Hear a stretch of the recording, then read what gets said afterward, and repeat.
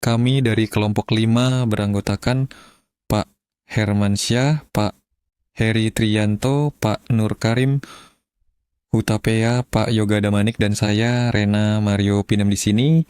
Kami membahas materi teknologi informasi dari pandangan perusahaan dan pendidikan. Definisi teknologi informasi menurut Martin Brown, De Haes, Hoffer Perkins.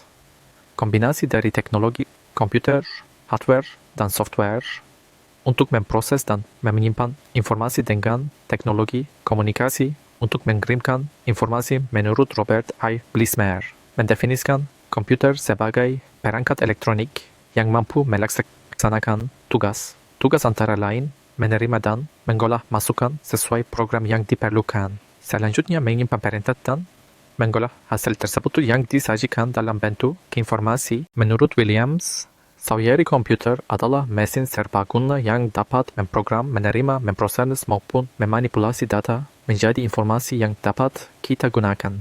3 pilar kualitas informasi, Burch and Grudnitsky, Sainz dan Martin, akurat, tepat waktu, relevan. Definisi sistem menurut Jogianto 2005, sistem adalah kumpulan elemen yang berinteraksi untuk mencapai tujuan tertentu. Sistem ini menggambarkan kejadian dan entitas nyata, seperti tempat, objek, dan orang benar-benar ada dan terjadi.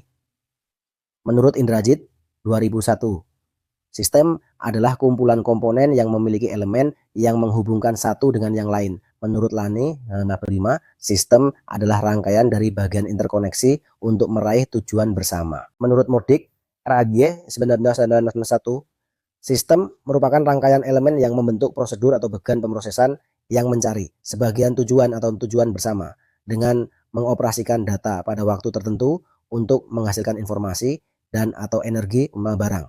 Dan terakhir menurut Davis, GB 1991, sistem adalah kumpulan elemen yang beroperasi bersama untuk mencapai tujuan. Komponen atau karakteristik sistem adalah bagian-bagian yang membentuk suatu sistem meliputi peraturan objek adalah bagian, elemen atau variabel. Mereka bisa bersifat fisik, abstrak, atau keduanya atribut yang menentukan kualitas atau sifat kepemilikan dari sistem dan objek-objeknya. Ya, hubungan internal, yaitu hubungan antara objek-objek yang terdapat dalam sistem lingkungan, adalah tempat di mana sistem berada. 5. Tujuan. Setiap sistem memiliki tujuan dan tujuan ini merupakan motivasi yang mengarahkan sistem. Tanpa tujuan, sistem menjadi tidak terkendali. Tentu saja tujuan antara satu sistem dengan sistem lainnya bisa berbeda. Tentu saja tujuan antara satu sistem dengan sistem lainnya bisa berbeda. Pertama, input adalah sesuatu yang masuk ke dalam sistem dan kemudian menjadi bahan untuk diproses. Kedua, ada proses. Proses adalah bagian yang mengubah masukan menjadi keluaran yang berguna dan lebih bernilai atau tidak berguna. Ketiga, output adalah hasil dari proses. Dalam sistem informasi berupa informasi atau laporan dan sebagainya. Keempat, ada batasan. Batasan adalah pemisah antara sistem dan area di luar sistem. Batasan ini menentukan konfigurasi, cakupan, atau kemampuan sistem.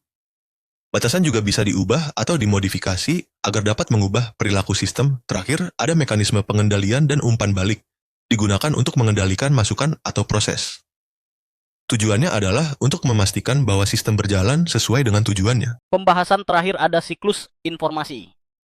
Data adalah bentuk mentah yang tidak dapat memberikan banyak informasi, sehingga perlu diproses lebih lanjut. Data diproses melalui suatu model untuk menghasilkan informasi.